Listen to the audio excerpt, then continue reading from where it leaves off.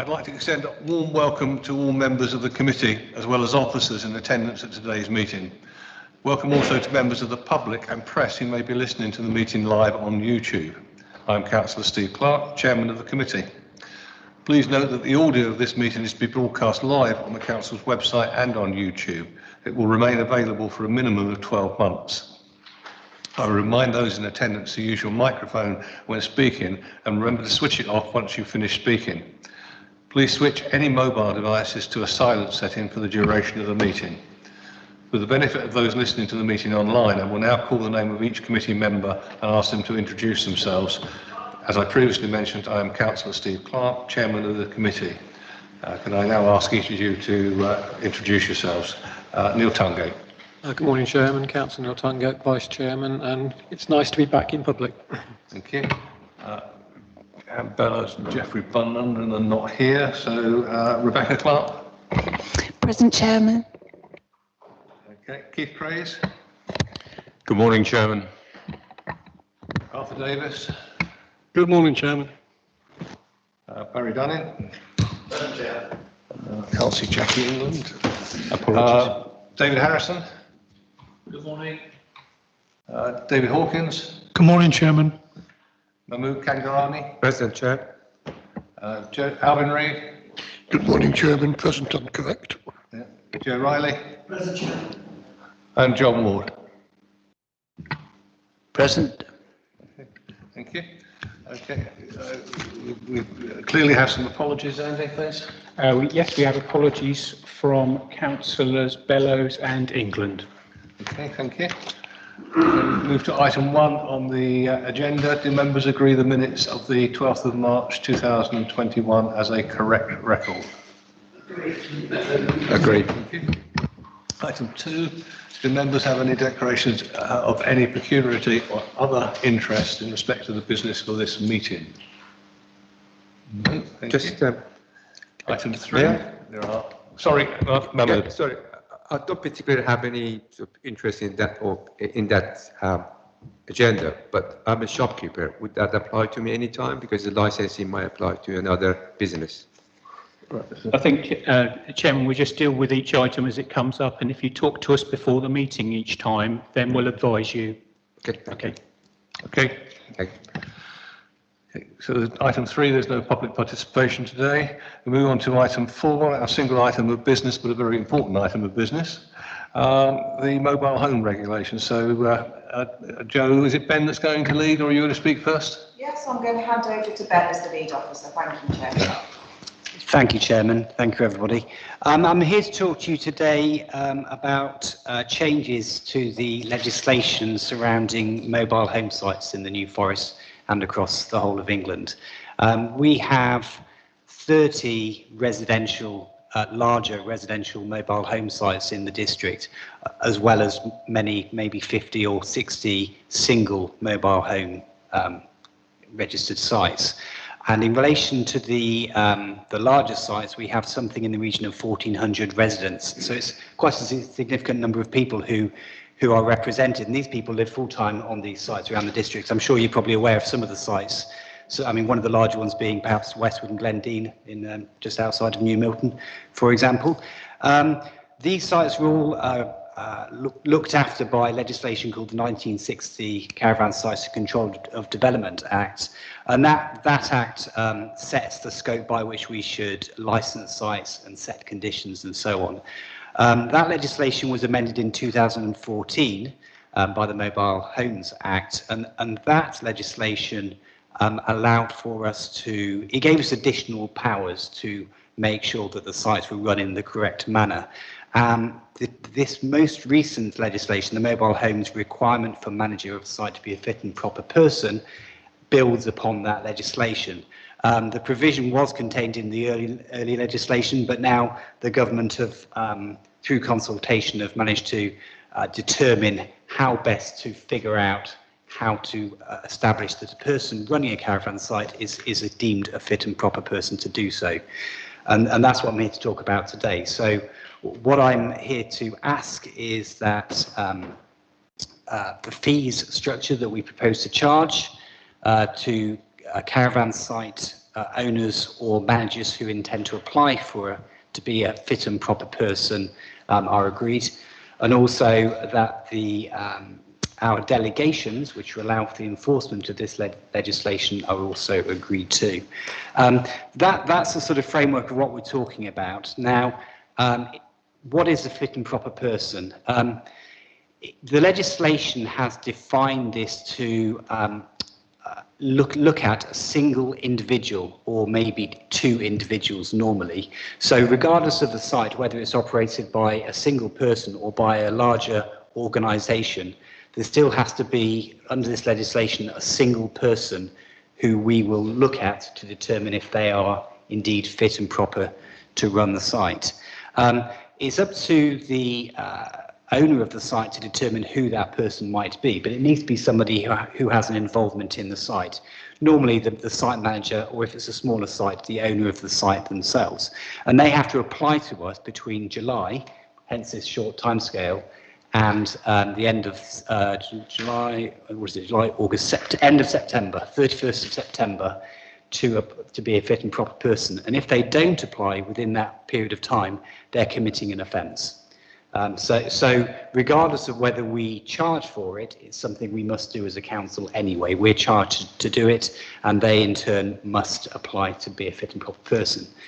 When somebody has applied to us, we can make a decision as to whether they are indeed a fit and proper person. The application they'll submit to us is quite involved, it's fair to say. There's a lot of information they need to provide to us, and we've got to go through that information and decide if they are indeed fit and proper to run the site. And what we mean by fit and proper person to manage the site is their ability to secure proper management of the site. And there are various factors which come into play. The compliance of with the site license. So we license the site, so it's their compliance. Are they doing what they should do? The long-term maintenance of the site. So if we find a site where the maintenance has been allowed to deteriorate in whatever way, that may be something we can do. We will look at the competence of the person who has applied, and we'll also look at the management structure and arrangements of the site as well.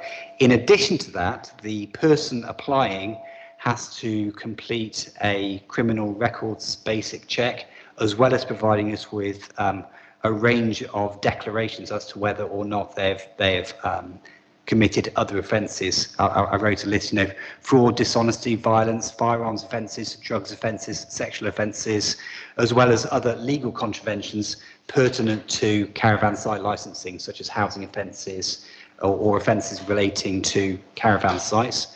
Harassment, which can be an issue on caravan sites where a site owner bullies residents effectively. Whether they're allowed to work in the UK, whether they've been disqualified from running a business, it goes on. So you get the idea. There's a lot of information that we will be looking at. Once we've done that, we will then determine whether this person is fit and proper. And we have three basic decisions, three basic choices. We either say, yes, you are fit and proper, and we will then place their name on a public register that we're obliged to put on our website, and it's available to people. We can approve it with conditions, which is subject to consultation with the applicant. So the conditions range, the conditions can be about all sorts of things, but generally it's about the ability of the person to manage the site properly, typically. And thirdly, we can refuse to place the person on a fit and proper person register. In that case, the person can then apply for somebody else to be deemed the fit and proper person, or in some circumstances, we can appoint somebody with their permission. So that's the sort of basic framework. So from our point of view, over the next few months, we'll be receiving applications from the 30 or so caravan sites which fulfill the criteria to apply.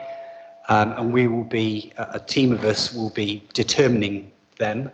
Those which we're happy with, obviously we'll add them to the fit and proper person register. Those which we're less happy with will go through a process by which we peer review and determine whether the setting of conditions is appropriate. That's the basic framework. We've calculated or attempted to calculate how much it will cost us to run this service in the first year. We've come up with a figure for an application for us to process an average application of £214, and that's based on the different people involved and the different steps in determining that application. Now, what we have done in setting that fee is to average out, if I can call it that, the difficult applications and the easy applications. Some will take longer. If we're less happy with somebody, that process will take longer. Some will be straightforward and they will take less time. But we've calculated this based on an average across the district. That's that fee. We also intend to charge an additional yearly fee, which will be, I mentioned, if you can approve somebody to be placed on the fit and proper person register with conditions. We propose to charge £30 per condition for when we place somebody on the register with conditions. And the reason for that is, for those cases, we're trying to remove conditions effectively. And so there'll be additional work year on year in speaking with the owner or indeed the operator of the caravan site to try to get that approved, basically. So we're proposing £30 for one additional condition, 60 for two, 90 for three or more. Fairly straightforward across the board. That in a nutshell is what we're hoping for. Now, in relation to the delegations, our existing delegations didn't allow us to take action under the relevant section of the 1960 Act. So what we've done is we've proposed amendments to our delegations to allow us to take this work. Thank you, Chairman. Okay, thank you, Ben. Joe, do you want to add anything? No, I think Okay. whether we've got any questions, really. I was going to say the exciting part now. David. Yes, thanks to the officer for the explanation behind this. A couple of questions, if I may. The first one is, I've always been impressed by the ability of people to get around regulations.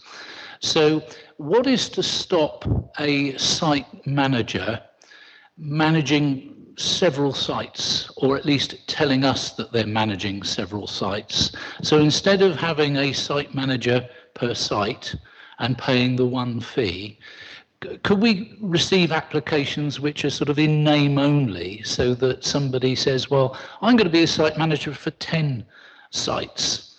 Is there any way we've considered that one? Because I expect it'll happen. And the other one, if I may, is we may decide that someone is a fit and proper person on the day that we receive the application. But what happens if we get lots of complaints from residents that, in fact, this is the laziest person on earth. They never respond to any of my complaints about sewage running across the site or other health and safety matters. What is the method by which we can pull them back and decide they're not a fit and proper person after all? Thank you. Yeah, they're good questions. I'll answer question 2 first. In relation to ongoing, how we determine on an ongoing basis, we propose to apply a standard condition to all sites, in fact. There won't be a charge for this condition, but the condition will basically require the responsible person or the person who's applied to let us know if any details change in terms of criminal record and so on. Having said that, the wider question, I suppose, is if we get complaints about a site, what can we do? And of course, we can review this at any time anyway. So if we had a complaint and it was, if I go back to what I initially said about how we determine fit and proper person, their ability to manage the site, the ongoing maintenance of the site and so on. So if they're no longer complying with that, then we have got called back anyway. Your first question, I think, was about somebody sort of applying in name only, I think. Was that sort of what you were saying? Several sites. Well, that is allowable. In their application, they must notify us by law, again, of any other sites they have interest in. And in fact, even if they are not the named person on other sites, part of the application requires the applicant to give us information of other persons, persons who may have some involvement in the site. They're called, I think they're called associated persons in the legislation. And so we need to know about the site as a whole. I actually think it's quite a clever piece of legislation because I think it is a very, very complicated area. And we're certainly finding that more and more, as sites are sold in the district, they're being bought up by a newly created limited company with a registered address wherever. And it's very hard to speak to the actual owner of the site. They're often hidden away somewhere. So this actually forces an individual to come out and say it's me, and that's what makes it quite powerful. Okay. Thank you, thank you, David. Those are good questions. Alvin. Thank you, Mr. Chairman, and for the sake of the audio feed, I'm Alvin Reid, representing the 3 villages of Tiptoe, Wardle and Everton. And within that ward and the adjacent wards, there are a number, quite a significant number of mobile home sites. And whilst we have got regulations now to control fit and proper persons, I wonder what the impact is on the mobile site, the mobile homeowner, should the fit and proper person who applied, the person who applied to be a fit and proper person fails the test and another one isn't put forward. Is there any impact on this, on the people who own the mobile homes? Another good question. Well, I mentioned previously that if the applicant or the owner of the site is unable to find anybody who's able to fulfil the fit and proper person test, then by agreement we can appoint somebody ourselves. Now, I'll be honest, I haven't got into the mechanics of how that might work. You know, I haven't got a sort of a list of people in my back pocket who we might consider, but I think the intention is that the residents of the sites won't be left out in the cold. That there will be some management of that site, be it by somebody who is hopefully deemed fit and proper, which hopefully is an improvement on possibly the current situation for some of these sites, or we would find somebody to manage the sites to maintain the standards. Thank you. Okay, thank you. They're testing you this morning. They are. And I think with all new legislation, there's always a period of settling in and seeing what actually happens in reality. Go to Keith Craze next. Thank you, Chairman. Good questions from David, and relates to what I was going to say, which is you've described what appears to me to be a very paper-driven exercise. I'm a bit like David in the sense that slight concern. There are always those that will try and duck, dive, weave and bob. How much interaction will you actually have with the candidates, or is it just purely they write, send in, you check, and they are yes or no? Well, generally speaking, I mean, at the moment we have quite a lot of involvement with our sites anyway. We already visit all of those sites on a yearly basis, and we know often if there's an on-site manager, for example, we know them. So we know the people already. It is quite paper-based, I'd agree. And I think if it's a good site, then there may be no need to contact the applicant. But I think in some of these cases, possibly several, we would need to go back to them and ask additional questions. And that's built into the process. You know, there may be additional questions. We may need further clarification from them. Although I haven't designed it into the fee side of things, because it would raise the cost significantly. It may be that we'll do site visits on some occasions to actually speak with the person. Hopefully that won't be necessary in all cases, but it remains a possibility. Thank you. I think the benefit of this is we're given the opportunity to look for or get additional information which we normally wouldn't have been able to have. Financial information and the CRB check, so we can actually look into the individual's background. But as Ben said before, if we put any conditions on, we will have the requirement then to monitor that individual and to actually go out on site additional times if we need to. So it will give us a greater understanding of information that we wouldn't have had before. Being sort of prompted in the background to remind people to speak a little closer to their microphones. Mahmood. Okay, thank you. I have a basic question. What's a mobile home? And does it have to have a wheel? And Yes, a mobile home is defined in the legislation, but what we normally think of when we think of a mobile home is not a touring caravan that you tow behind your car, but it's one of these boxes which does have little tiny wheels underneath. But normally they're brought on site on the back of a lorry and lifted by a crane into position, but that is indeed a mobile home. They're also defined by their size as well, and they have to be, it's a definition in law. Okay, next question, probably more relevant, is I think the page 11 or 5, exemption from paying fees. The people who use the site for holiday purpose, they're exempt from paying fees, but that holiday doesn't say when is holiday, because it can be winter, summer, or any time during the year. How do we decide somebody's there for holiday, not permanently, or just switching caravans, one come and another one goes? Yeah. It's defined by the planning permission. So all caravan sites, mobile home sites, have planning permission to be that, and they are defined either as a permanent residential site or as a holiday site, or in some cases as a mixture of both. Excuse me. But that's how it's defined. So any site which is defined in the legislation by planning or have planning permission to be residential, it can be occupied throughout the year. For a holiday site, it depends on the planning permission. Some limit the occupancy to particular months. Mm-hmm. Some require people just within a 12-month period not to be occupying it for 1 month, for example. It just depends. Okay, it's already given license in the past, and they know their spot. It's not something just come out of nowhere, isn't it? No, correct. Yeah, that's right. Thank you. Okay, thank you. John Ward.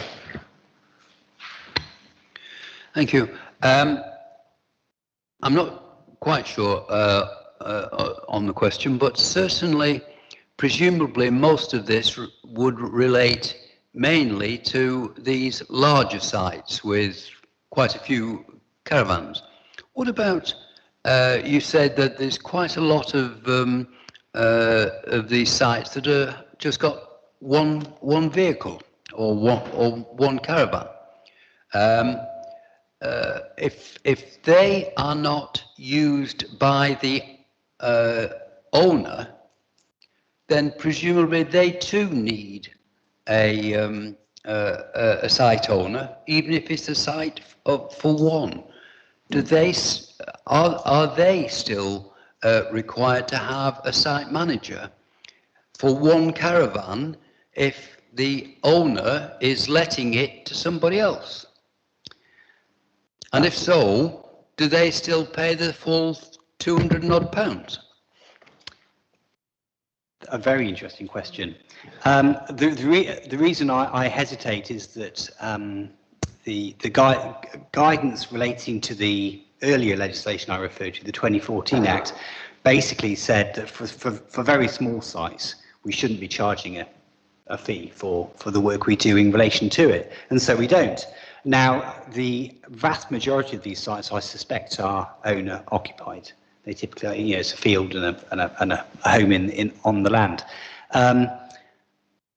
You've got me thinking, and I'll need to go away and determine if there are any sites in the district where the resident doesn't own the land. Potentially, the legislation applies, and I'll be honest with you, I simply hadn't considered that. I can certainly see the owner-occupier because they're managing their own site. Yeah, and there's a specific exemption as well for those. But, but I think the concerns that I have, or the question that I have, I'm not concerned, I'm just raising the question. There must be, if you say quite a few hundreds of single caravans, I bet there's a few that are owned by somebody else that are then let to somebody else. And that, in essence, is no different than the bigger sites. No, I'm inclined to agree. It's something I need to go away and look at. I mean, one of the issues I have got is that our knowledge of these sites beyond is quite low, actually. So, yes, it would be a piece of work to be involved.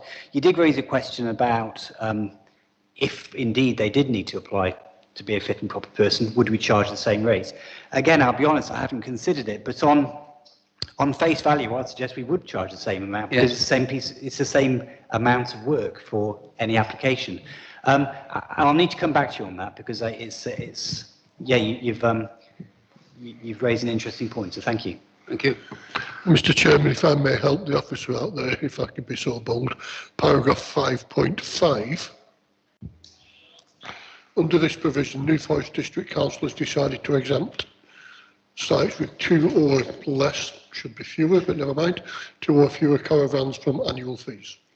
Does that cover what we're talking about? In fact, it doesn't. That's the way the report's been written, and I don't think it's come out very clearly in the text here, but the text is in 2 different colours, and the annual fee there refers to the 2014 legislation rather than this fit and proper person test.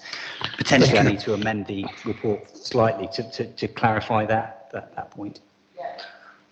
The different colour text in that, the blue colour was the amendments to the document that we hoped would be clearer for you to actually spot the difference. But yeah, in the black and white, it probably hasn't come out as clear as what it does online for people to see. But yeah, we're clearly doing our job this morning when the officer says they'll come back to us. But good questions. And I think the importance that you're raising there, John, it also comes out in the fact that if you think of a private landlord with normal housing stock, they're very well legislated against in order to protect the tenants. And I just see this as a piece of legislation that's aligning this type of accommodation in that. And I think this is a really positive move to put more responsibility on the site owners and site managers. But clearly, those that want to perhaps not be as adherent to the rules are the ones that will prove the most challenging, as David pointed out earlier. Arthur. Thank you, Chair. I think you've answered partly what I was thinking in my mind. There's been some terrible publicity with caravan sites in the press over the years. I'm trying to get my head exactly what are the reasons for this. I mean, does a fit and proper person equate to a well-run, fit and proper site? Is it because it gives you more teeth? It gives you someone to go to, and with the that they could be taken out or taken off the list. I just want to get my head around exactly. So I'm not sure whether a fit and proper person will equate to a fit and proper site. I hope it does. I mean, I think that if somebody applies and we do determine that they are fit and proper, it follows from the sort of considerations that we'll give that the site is well run, well managed, and so on. For those sites which we know are already poor, they're going to struggle to pass this test certainly without there being conditions in the first place, because I can think of a few sites, and perhaps some of you can as well, where we know the standards are not great. Every year we do an inspection and we come up with a list of works they must do, and then they sort of maybe do some of them, maybe don't, and it's that difficult position. So I am hoping that this actually will be a good, an opportunity for us to say, well, hang about, we've been writing to you over the last 5, 6, 7 years asking for this work to be done. You're saying to us, I am fit and proper, and I've got good management of the site and I'm maintaining the site properly, but it's not borne out by what we see on the ground. So certainly at that point we can take action.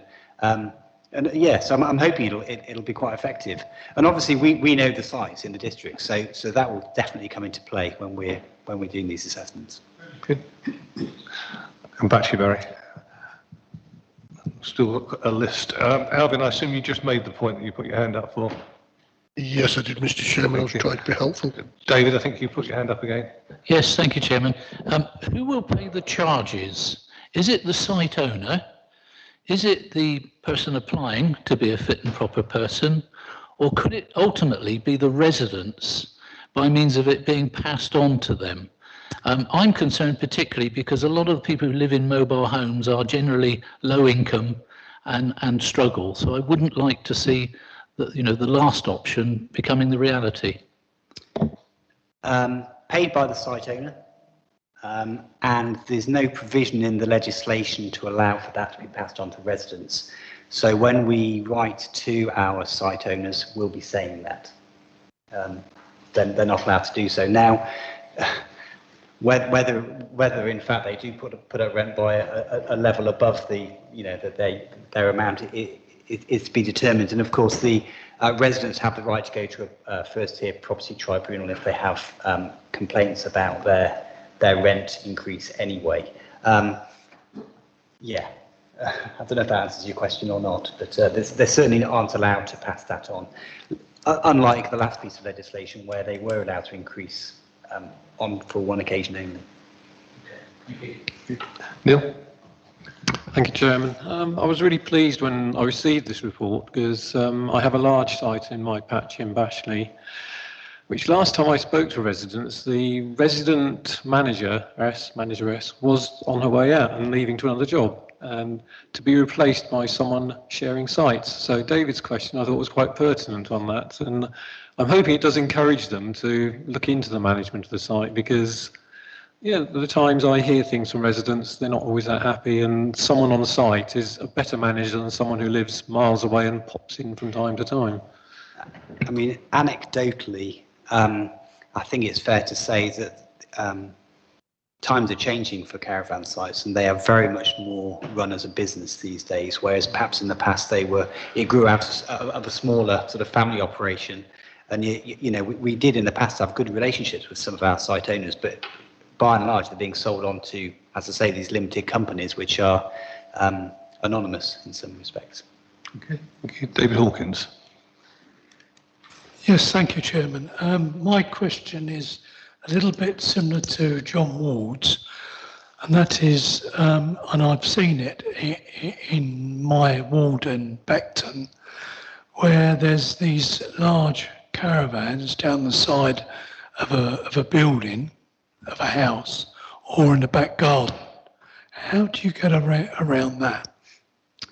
The 1960 Caravan Site Act has a number of exemptions where a site license isn't required. One of those would be if it's basically a caravan in your back garden that you're using as an additional bedroom, you're allowed to have it, basically. Same applies to, for example, agricultural workers' temporary accommodation, and there are a number of other exemptions. Organisations holding rallies and things don't need a licence either. So the legislation does, Stillwater Park is another example. So a site owned by a local authority is not subject to the Licensing Act. Okay, thank you. Barry Allen. Thank you, Chairman. Yes, what is your criteria for being a fit and proper person to run a caravan site?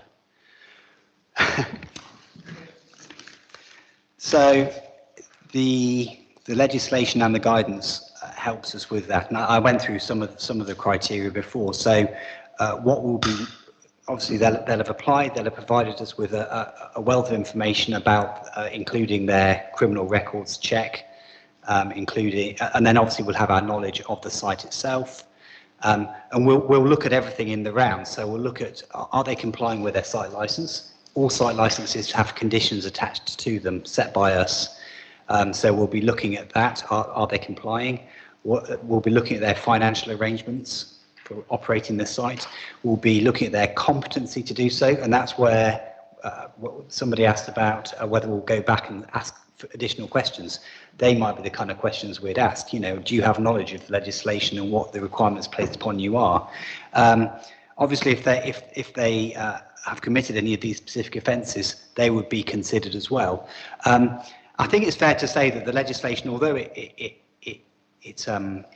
allows us to insist that all this information is provided to us, it doesn't spell out in specific terms how we deal with the information. I'm hoping that as we get these applications, that they will sort of fall neatly into one of the three categories. Either we'll think that we have no concerns, we know that from our knowledge of the site, or we'll know a site that we know to be poor, you know, so the site is poor, so we'll be going back saying, well, hang about, you know, we've got serious concerns, and you're saying you're the fit and proper person. The ones which fall in the middle are perhaps the more tricky ones, and they'll be the ones where we'll be applying conditions to them, requiring them to do certain things to bring the site up to a satisfactory standard. So, yeah, it is. I'm under no illusion it's going to be a particularly straightforward process. So yes, it is paper driven up to some extent, but there's an awful lot of information to sort of decipher. Thank you, Jay. I can just add to that. I mean, obviously what we're looking at is the person showing their conduct and ability to manage the site. What I would say, it's obviously new legislation for us, and we'll have to look at each site on a case-by-case basis. But we are a member of a group, aren't we? So we do liaise with other local authorities, because obviously we want to try and make sure we're making consistent decisions with other neighbouring authorities and other authorities that may have a few more problematic sites that we can learn from. And we have also got advice, legal advice on interpretation of the guidance. So we've got a lot of different other areas we can go to get this information, but it is learning for us as well, and we've got to sort of find our way through this. But I know we come to general purpose and licensing committees regularly, and we could come back in September and just give you a bit of an update on what we've found the past 3 months, you know, how it's going. I think I'm coming back with Krista with regard to a licensing policy, so quite happy to give a bit of an update on where we are and what we've found if we start to roll through this process. So having a criminal record doesn't necessarily rule you out from running a caravan site? I don't think it's an opinion. It doesn't rule you out specifically, but I think it would be a important consideration, I would suggest. Just in fairness to our caravan site owners and the managers of those sites, the vast majority that we work with regularly, as our officers have stated, they're running these sites. They're well known to us. They're doing a very good job. So our sites are already well regulated in that respect by our officers. So I think we ought to acknowledge that. This is an enhancement to legislation, which makes actual fact the protections of the tenants far higher. I know, knowing someone that's a private landlord, the amount of cover she has to have insurance-wise, the checks she has done on the electricity and gas, etc. The tenants of mobile homes deserve the same sort of protections, and any enhancement we get to that is a good thing. I'm sure we won't encounter too many problems with our local sites, but I'm sure up and down the country and other places there may be more challenges, but not in the New Forest. Mahmood, you've got another question. I suppose, am I correct to assume that you don't get involved in application for new sites, do you? You only apply for the people who already got the site license? So you're talking about a new site? That's right. I mean, it doesn't exist at the moment. I want to apply for. If somebody applied for a new site, assuming they have a planning permission in place, we would go through the licensing process. But at that point, they would also have to apply to have a fit and proper person. So although the legislation requires all existing sites to apply over the next 3 months from the start of July, for new sites, or indeed when there's a change of ownership, there is a time period for the new person to apply to be fit and proper person. Okay. You mentioned 1 or 2 that are exempt from license, but if somebody got 20 or 30 or 50 caravans, do you still charge the same fee? Is it per license? Doesn't matter how many there are on the site? Correct. Okay. And I think maybe my next question would be outside the scope of this discussion, but would you think people have got the license for a caravan site? Can they actually use it to make prefab homes? Can they do that? I mean, I heard people are using that sort of thing. They have got the caravan site and then replace them with the prefab housing. they risk falling foul of planning permission. I am aware of some people. Generally speaking, when you buy a mobile home, you buy it from a manufacturer who makes them, but you could build your own if you really wanted to, but it would still need to be defined as a caravan at the end of the day. And if it doesn't, then separate planning permission would in all likelihood be required. And well, yeah, that's the main issue, and so they'd have to apply separately. I think one of the discussions we had about in the national park, that people are actually changing their fixed home to mobile home to a fixed house. I think they can get away with it, apparently. There's no law from stopping them. Am I right? In the national park? Yeah, within that. I'm unaware of that. It sounds more like a planning matter, to be honest. So if they were to apply for planning permission to change the use of the land, then perhaps, but that's a planning issue. We follow behind the planning department. We wouldn't license a site which hasn't first got planning permission. So the two things do go hand in hand. Members, it's clear that you all missed the reality of a face-to-face meeting in a council chamber for so long that you don't want to go home. And so we've all asked many questions this morning and really tested the officers. But I'm sure they're enjoying being back in the council chamber with us as well. But I'm going to move us on to the recommendation at page 6. And there are three of those, 9.1, 9.2 and 9.3. Are we all happy to accept those recommendations? Agreed. Agreed. In which case, that brings us to the date of the next meeting, which is the 10th of September. Joe has offered to give us an update on how things are going on this. I think we've got, it's the licence in one of the taxi policies.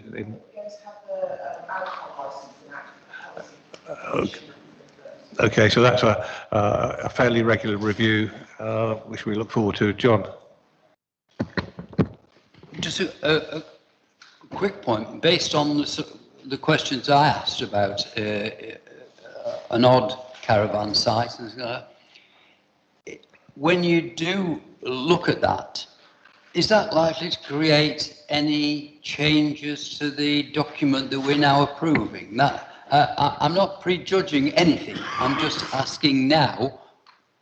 We're not going to get called for another meeting in a week's time to get to confirm things. That's the question. Sorry, Mr. Chairman. From my point of view, no, it wouldn't change anything.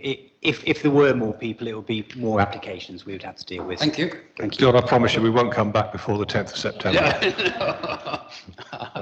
I wasn't looking for that.